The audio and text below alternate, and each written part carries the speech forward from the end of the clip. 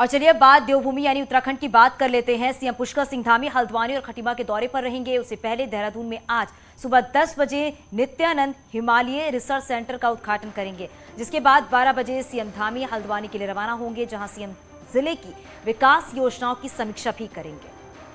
इसके बाद दोपहर 3:30 बजे सीएम धामी खटीमा पहुंचेंगे। आज रात सीएम धामी खटीमा में ही रुकेंगे। कल चंपावत उपचुनाव के नतीजे आने हैं, तो इसके लिए आज रात खटीमा में ही गुजारने वाले हैं मुख्यमंत्री धामी। तो सुबह 10 बजे सीएम धामी इसका उद्घाटन करेंगे। दोपहर 12 बजे हल्द्वानी जाएंगे सीएम पुष्कर सिंह धामी। और हमारे साथ हमारे सहयोगी शैलेंद्र नेगी हमारे साथ जुड़ गए हैं। शैलेंद्र, सीएम पुष्कर सिंह धामी के कार्यक्रम को लेकर क्या जानकारी?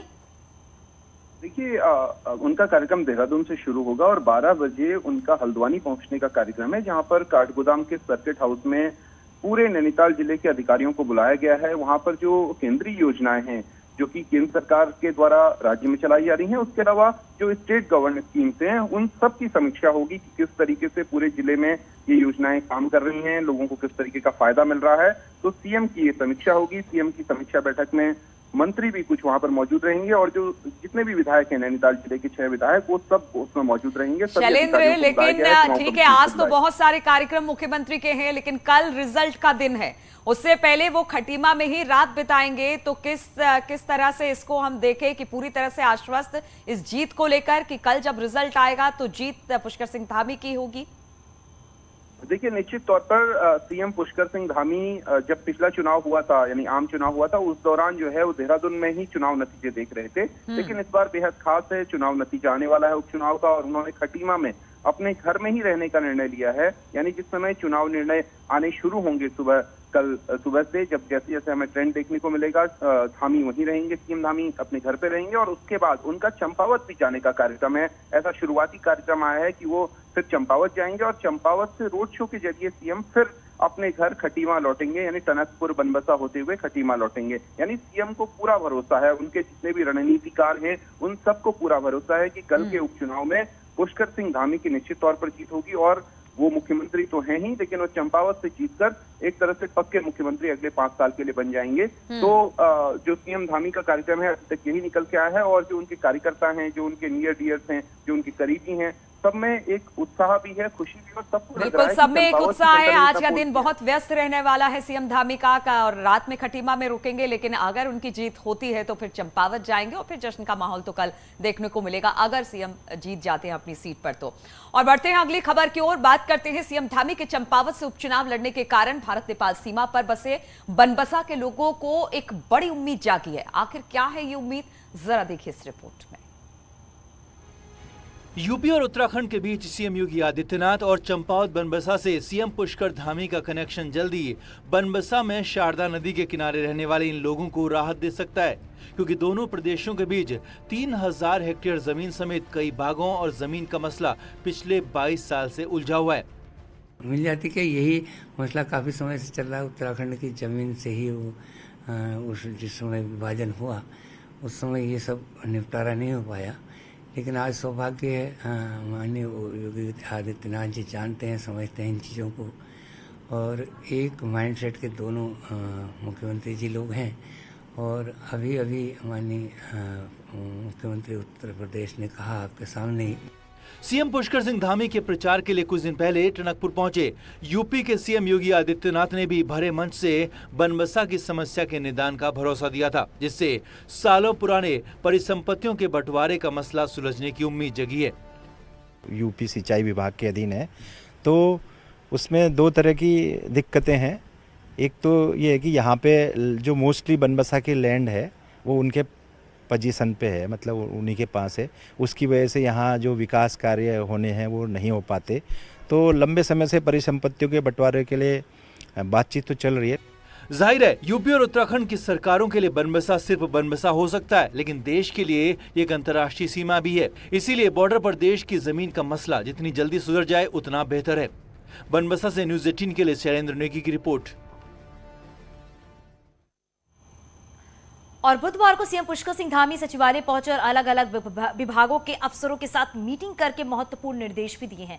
चारधाम यात्रा को लेकर सीएम ने कहा है कि किसी यात्री को दिक्कत नहीं होनी चाहिए और अगर जरूरत पड़े तो रजिस्ट्रेशन सिस्टम में सुधार किया जाए।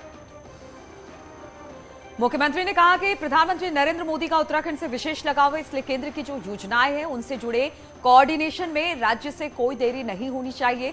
वहीं सचिवालय में फाइल का काम तय वक्त से किया जाए। मुख्यमंत्री ने कहा कि पंतनगर, देहरादून और पिथौरागढ़ एयरपोर्ट एक्सपेंशन का काम तेज कर दिया गया है, तो हरिद्वार में उत्तर प्रदेश से मिले अलकनंदा होटल के मैनेजमेंट को बेहतर बनाने का प्लान तैयार किया जाए। और लगातार चारधाम यात्रा जारी है। यहां पर श्रद्धालुओं के आने का सिलसिला भी लगातार जारी है। उत्तराखंड सरकार अब 5 राज्यों राजस्थान, मध्य प्रदेश, महाराष्ट्र, गुजरात, उत्तर प्रदेश को पत्र लिखकर श्रद्धालुओं से बिना रजिस्ट्रेशन कराए यात्रा पर न आने की अपील कर रही है। पर्यटन सचिव दिलीप जावलकर की ओर से इन 5 राज्यों के मुख्य स्थानिक आयुक्त को यह अपील भेजी जा रही है। दिलीप जावलकर का कहना है खास तौर पर इन 5 राज्यों में बड़ी संख्या में बिना रजिस्ट्रेशन कराए ही श्रद्धालु उत्तराखंड पहुंच रहे हैं। मौके पर ऑफलाइन रजिस्ट्रेशन तो हो रही है, लेकिन धामों में नंबर आने में 1-2 दिन का समय लगने के कारण बिना तैयारी के आए यात्रियों को दिक्कतों का भी सामना करना पड़ रहा है। हमारे यहाँ पर ये लोग आ रहे हैं जो अनरजिस्टर्ड भी आ रहे हैं, तो हम लोगों ने प्रचार प्रसार हम लोग इसका काफ़ी कर दे रहे हैं। सभी इन राज्यों के स्थानीय भाषाओं में भी हम लोगों ने एडवर्टीजमेंट किया हुआ है। हम लोगों ने रेडियो पर भी इसका एक कैंपेन चलाया हुआ है। और हमने अभी मुख्य स्थानीय आयुक्त हर राज्य के हैं, हम लोग उनके माध्यम से भी ये मैसेज और ये अपील पहुँचवाना चाह रहे हैं कि आप यहाँ आने के लिए आप ज़रूर, आपका स्वागत है, लेकिन यहाँ आने के पहले यहाँ का पंजीकरण जरूर करा ले ताकि आपको कम से कम समय में सुलभ तरीके से दर्शन हो सके। चलिए आगे बढ़ते और बात करते हैं। उत्तराखंड में एक और आईएएस अधिकारी पर दाग लगा है और बड़ा दाग लगा है। भ्रष्टाचार का आय से अधिक संपत्ति का ये बड़ा आरोप है। आईएएस रामविलास यादव पर आय से अधिक संपत्ति का मामला दर्ज किया गया है। उत्तर प्रदेश से मिली शिकायत के बाद उन पर विजिलेंस ने केस दर्ज किया है। रामविलास यादव अभी उत्तराखंड में अपर सचिव कृषि के पद पर तैनात है। रामविलास यादव पर उत्तर प्रदेश में आय से 500 गुना अधिक संपत्ति अर्जित करने का आरोप लगाया गया है। उत्तराखंड विजिलेंस अब उत्तर प्रदेश पुलिस के साथ मिलकर जांच करेगी।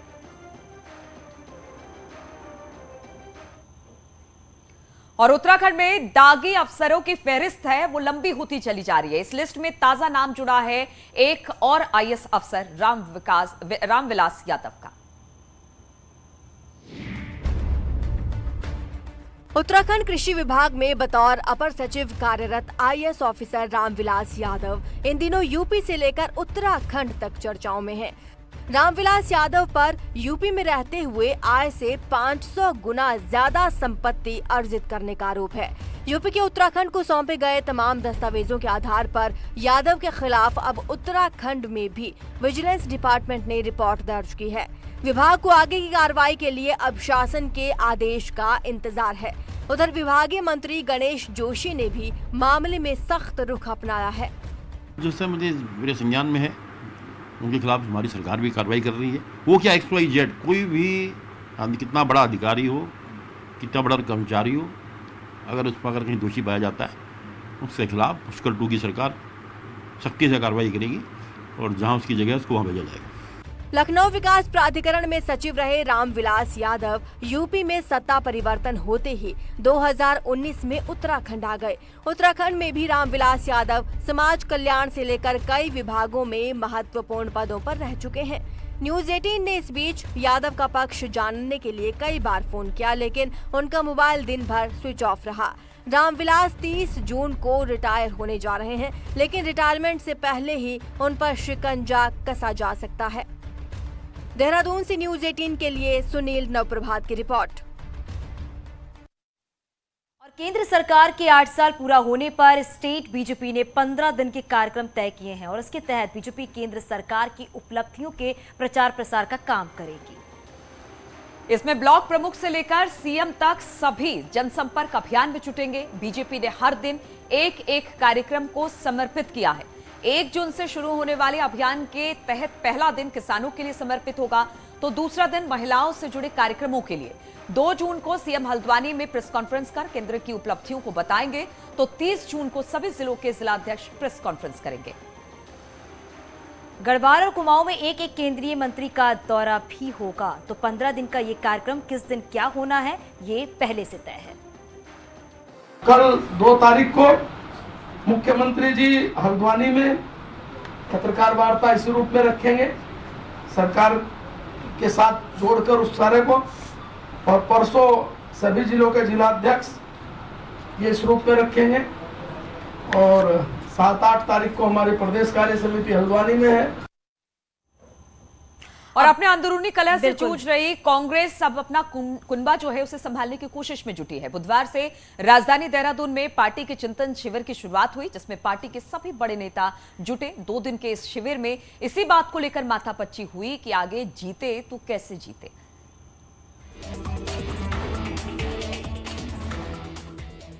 हाल ही में राजस्थान के उदयपुर में हुए सम्मेलन के बाद कांग्रेस की उम्मीदें फिर से हिचकोले मार रही हैं। 2014 के बाद से देश के अन्य राज्यों की तरह उत्तराखंड में कांग्रेस के हाथ से रेत की तरह सब कुछ निकल गया। 2 लोकसभा चुनाव और 2 विधानसभा चुनाव में पार्टी बीजेपी के हाथों पिट चुकी है।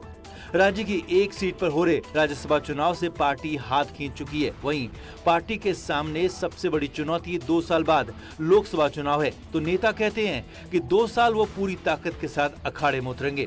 तो इस 2 विजन के लड़ाई में हमको सफलता मिलेगी, इसलिए सवाल एक चुनाव जीतने हारने का नहीं है। ये तो 2 पर थे, 303 पर आए, हम तो 44 पे, और हमारा हाईएस्ट रिकॉर्ड 415 है, इसको उन्होंने तोड़ा नहीं। तो चुनावी लड़ाई में फिर हमारे लिए स्थितियां बदलेंगे। 2004 में हम जीते, 2002 में उत्तराखंड जीते, फिर हम 2004 में राष्ट्रीय स्तर पर जीते, फिर हम निरंतर सभी राज्यों में जीतते गए और भाजपा हारती गई। लेकिन 2014 के बाद फिर पासा पलटा, तो हम पासा पलटेंगे 2024 में कांग्रेस पासा पलटेगी।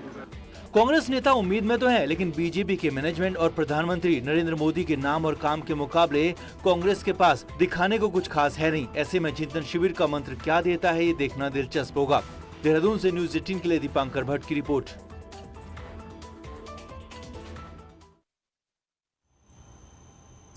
और आगे बढ़ते बात करते हैं उधम सिंह नगर के बाजपुर में एक विवाहिता को दूसरे धर्म का युवक द्वारा अपने साथ ले जाकर गायब करने का मामला तूल पकड़ रहा है। विवाहिता के परिजनों और विश्व हिंदू परिषद के कार्यकर्ताओं ने इसे लव जिहाद का मामला बताते हुए कड़ी कार्रवाई की मांग की है। उन्होंने कोतवाली पहुंचकर मामले को लेकर हंगामा किया और पुलिस से महिला की जल्द बरामदगी की मांग भी की। बाजपुर के बरहैनी गांव के रहने वाले व्यक्ति ने पुलिस को तहरीर दी और बताया कि उसके गांव का रहने वाला युवक उसकी पत्नी को बहला फुसलाकर धर्म परिवर्तन कराने के लिए अपने साथ लेकर गया। पुलिस ने जल्द कार्रवाई का भरोसा दिया है।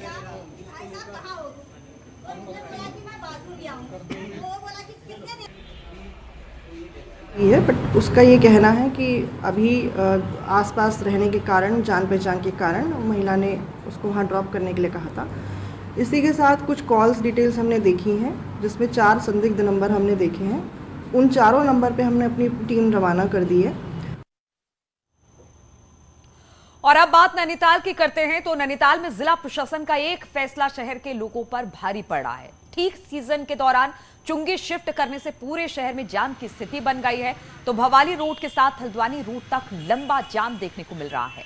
और हालात ये है कि बाइक और रिक्शा भी इस जाम में फंसे हुए हैं। वाहन तो छोड़ो, चुंगी वाले क्षेत्र में पैदल चलना भी मुश्किल हो गया है। चुंगी शिफ्ट से नैनीताल शहर को हो रही परेशानियों से जनता बेहाल है, जिसके बाद अब स्थानीय लोग हाई कोर्ट जाने की तैयारी कर रहे हैं। वहीं जिला प्रशासन को मिली शिकायत के बाद भी कोई कार्रवाई नहीं की गई है। इस जगह पे इन्होंने अपनी मनमानी के हिसाब से इन्होंने एक नया टोल टैक्स खड़ा कर दिया हमारे आगे। उसमें लंबा जाम लग जा रहा है, जिसपे आने वाले स्कूल के बच्चे फंस रहे हैं, बड़े बुजुर्ग रिक्शों में फंस रहे हैं, एम्बुलेंस से फंस रही है। इन्हें इससे कोई मतलब नहीं है। कई बार इनसे कह दिया कि वहाँ से हटा के पुरानी जगह पे ले जाए। तो चुंगी को थोड़ा आगे करके हमारा ये प्रयास रहा है कि जो गाड़ियाँ हैं वो मॉल रोड पे ही लाइन अप करके खड़ी हो जाएं, और धीरे धीरे हम कोशिश करेंगे कि वहाँ पे ठेकेदार से भी बात की जाएगी, नगर पालिका भी वहाँ पे इन्वॉल्व रहेगी, किसी तरह वहाँ पे जो ट्रैफिक है और जो स्ट्रीमलाइन फ्लो है गाड़ियों का वो इंश्योर।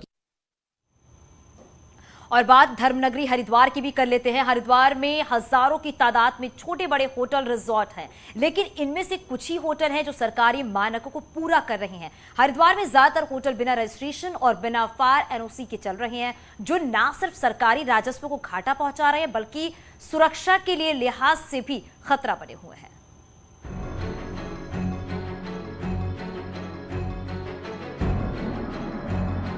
हरिद्वार में साल भर लाखों की संख्या में श्रद्धालु पहुंचते हैं। श्रद्धालु यहां मौजूद हजारों छोटे बड़े होटल और धर्मशाला में रुकते हैं। नियमों के मुताबिक सभी होटलों को पर्यटन विभाग में पंजीकृत होना जरूरी है, लेकिन हरिद्वार के पर्यटन विभाग में कुल संख्या के 1/4 होटल भी रजिस्टर्ड नहीं है। पर्यटन अधिकारी खुद मानते हैं कि यहाँ मानकों को दरकिनार कर कई होटल कारोबार कर रहे हैं। अब ये तो बहुत अभी से नहीं चल रहे हैं, 10वें साल से चल रहे हैं, 20वें साल से चल रहे हैं, तो इस पर किसी न किसी तरह की जो है पॉलिसी बननी चाहिए। होटल व्यवसायियों को इकट्ठा होकर के अपने जो है समस्या को निदान की ओर प्रोसेस करना चाहिए। होटलों में आग लगने की घटना ना हो और ऐसी घटनाओं से निपटने के लिए फायर फाइटिंग की व्यवस्था भी होटल्स में की जाए। इसके लिए फायर विभाग की ओर से NOC जारी की जाती है, लेकिन ये भी चौंकाने वाली बात है कि हजारों की तादाद में सिर्फ 60 होटलों ने फायर डिपार्टमेंट से NOC ली है। 50-60 के लगभग होटलों में फायर की NOC है, जिसमें अच्छी व्यवस्थाएं भी हैं। बाकी जो छूटे हुए हैं उसमें कॉमर्शियल में इनका मैप पास नहीं है, किसी के कुछ दिक्कतें हैं, तो उससे इनकी NOC नहीं हो पा रही है। दोनों विभागों के अधिकारी अपने अपने दावों पर से पल्ला झाड़ते दिख रहे हैं, लेकिन विभागों की लापरवाही से जहां एक और मांगों को दरकिनार कर चल रहे होटलों से सरकार को राजस्व का नुकसान है, वहीं ये सुरक्षा के नजरिए से भी जोखिम भरा है। न्यूज़ 18 के लिए हरिद्वार से पुलकेश शुक्ला की रिपोर्ट।